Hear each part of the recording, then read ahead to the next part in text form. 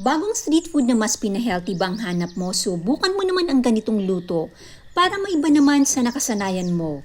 Please subscribe to my YouTube channel for more recipes. Cream dory fish fillet. Hiwain gamit ang food processor.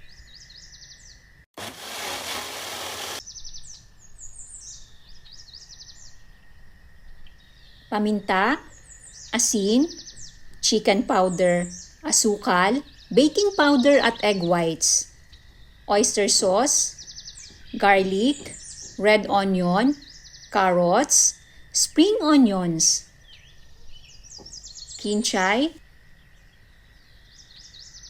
cake flour, tapioca flour,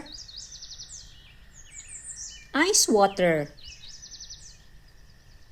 ice cubes, magpakulo ng tubig, ilagay sa piping bag ang mixture. Insert ang barbecue stick habang hinuhugot ang barbecue stick, mag-pipe out ng mixture. Hintayin na lumutang.